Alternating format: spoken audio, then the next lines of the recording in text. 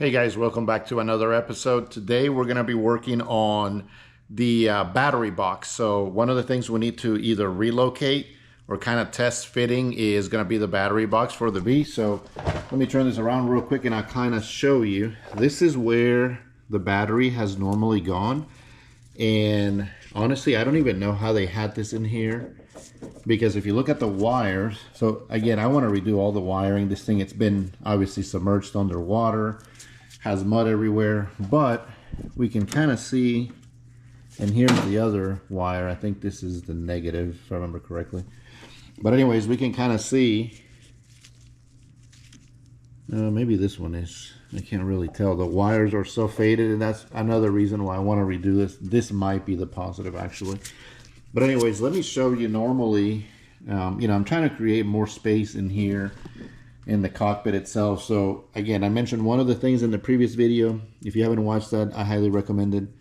Take a look at that one. And the steering box, which is right here, I want to relocate this thing, and we may have to chop this thing up, move it up front somehow. I got to look at other V's, and then I'll probably move these pedals somewhere else, maybe move them back a little bit. I want to redo the whole pedal box assembly. And so trying to figure out, but it is pretty common for batteries. I 3D printed something here just to kind of get an idea. I'll have to do new holes, and then the goal is to make this out of aluminum. So once I figure out that this, measure everything and it's okay to put it in this location, then I'll have it made out of aluminum. So I'll probably order some parts from Cut Sen and then have a welder put it together. So just using the 3D printer, which is really great for a mock-up. So the battery, which I've got right here, it's kind of heavy to single-handed, one-handed this thing, but you can kind of see. So this would sit in that little, box right here, and your legs kind of go over, and that's kind of where I have an issue with all these parts here, like the steering box right here. You've got this right over your legs, you've got the battery right below, so not a lot of room, although you kind of go around the side, but then your legs go under the, what are these, tie rods? I don't even know what these things are called. Steering rods, steering arms, whatever they are. Your legs kind of go under, and then of course you've got your clutch, dual brake pedals. That's if you like doing left foot braking or right foot braking. It's kind of set up for both. And then you've got the gas accelerator pedal over there. So just trying to see what works best. Obviously, I'd love to hear some feedback, comments, suggestions, ideas that you guys may have. We're going to redo the whole instrument cluster, redo the wiring. Like I said, all these wires they're pretty old. This thing was built in the 80s, if I remember correctly, or maybe early 90s. I'm not even sure. So I want to redo all the wiring, redo the gauge, instrument panel cluster, this section right here, and of course figuring out where the battery goes. There are other places. I just don't want to throw the balance or the weight off too much, but there's some folks that'll put them in the front. Now that's a little risky. If you do run into somebody, have an incident on track, and the battery's damaged, you've got no electronics, right? So just kind of figuring out which works best location wise, but also to preserve the balance of the car too. As you guys know, motor normally goes right back there, driver goes, you're perfectly, if you can see, and I apologize about the mess here. It's pouring rain today, so I didn't even move the car out of the way today. Everything's in the garage today, so very limited space. But since I was working on the battery box, not a big deal.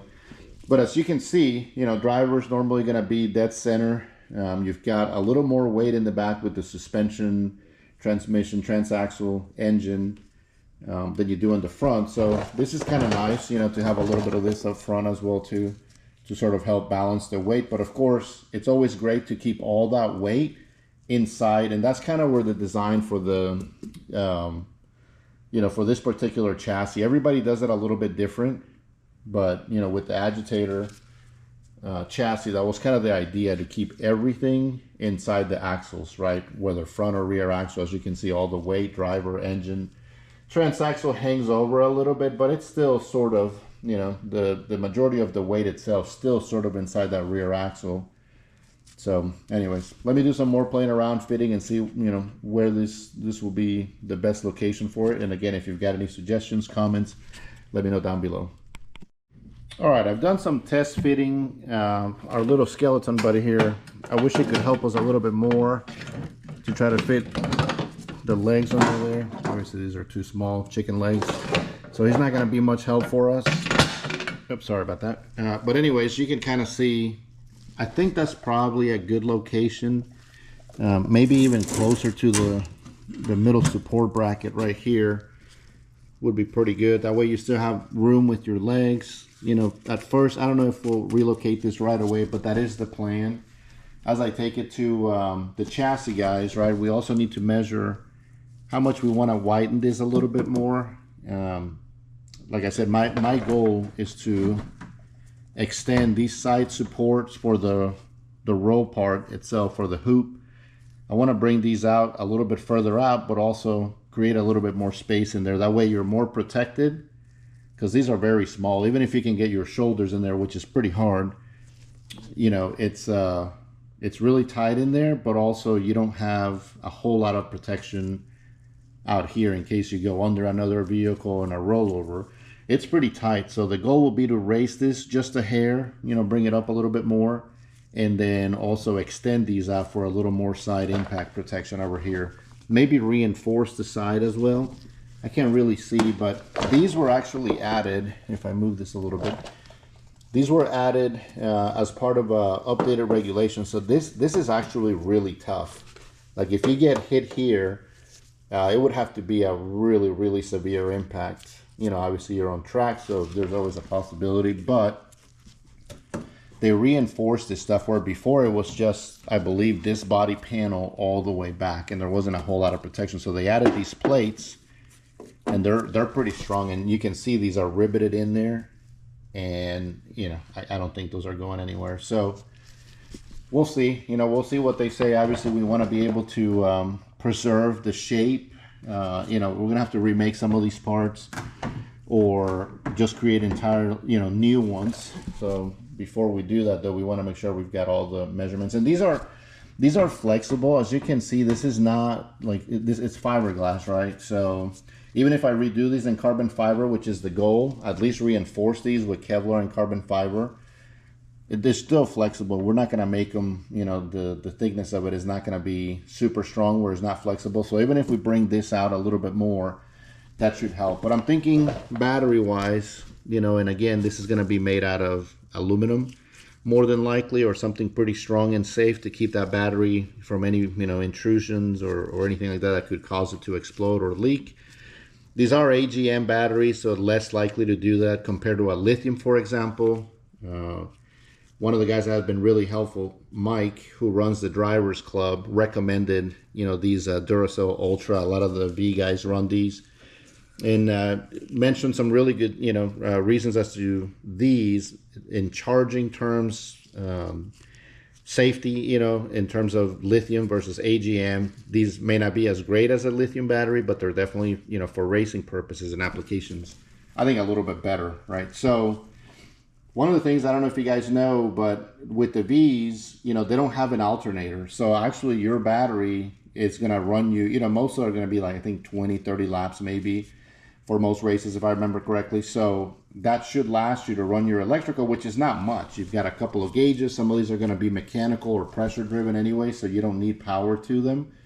You need power to your light sometimes, your shift light, you know, and a couple other things here and there. And obviously the ignition is what's going to use the battery the most, right? So you've got your spark and all the things associated with ignition. So everything else is mechanical, but there's no alternators on these. So in between qualifying, practice, all those things, you normally would charge the battery in an AGM. It's typically a little bit easier to charge. You don't need any specialty charger like a lithium or anything like that. And if you happen to lose yours or it breaks, most guys are going to have an AGM battery, so you'll be able to snap a AGM charger pretty easily. So that's the thinking behind that, you know. And again, I'm thinking, let me know in the comments what you guys think, but I'm thinking this is a good location for it, maybe even a little bit further back. You can kind of see some holes on the floor. I think that's where the old, I don't have the old bracket unfortunately, so I don't know exactly where it went, but just seeing the wear marks over here, the wires, I think these, I don't know if it was a bigger battery. I think when these were first, you know, built, back in the 80s, early 90s. And some of these go way back too, by the way. I think the first ones are from the late 60s, early 70s, depending on the chassis that you have. But this specific chassis, I think it's from the 80s and 90s, if I remember correctly. But anyways, I don't think you had these kind of slim, you know, format batteries back then. If you did, it was probably a 6-volt, not a 12. So maybe you're running a totally different system. But the wires definitely need to be extended, because that is pretty short, you know, the wire itself. And so we'll have to redo all the wiring. We'll have to redo that pedal box.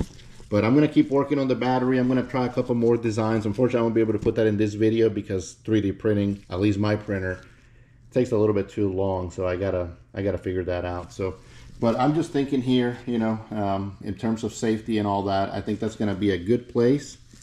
But I still want to move this out of the way, mount it over here somewhere, and then move the pedal box in front of that. So I don't know. We'll see.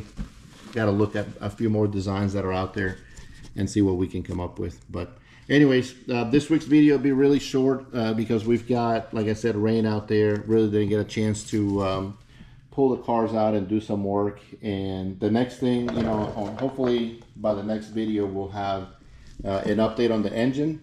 So here's the engine getting ready to go on the back of the truck, so we can take it up and get it rebuilt. I'm going to give it one more cleaning because it is pretty dirty. So I went and bought some simple green, and I'm going to clean in those sheets on the garage just because this thing is leaking everywhere. So we got the plastic bag, got the sheets over there. But I do want to give it a once over before I take it over there, so it's a little bit cleaner. But it looks pretty good for the most part. The block is really clean. You know, this is just dirt and some of the mud from the flooding itself.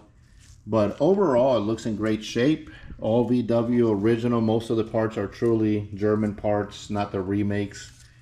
And you know, we'll have to get the carb rebuilt. The whole engine's going to be taken apart, and hopefully we'll have some good news to be able to save this thing, reuse it, and get this thing back on the road as soon as possible. Anyhow, guys, I want to thank you for watching once again. Please check out the other episodes down in the playlist, and we'll see you again next week with a new episode. Thanks. Bye.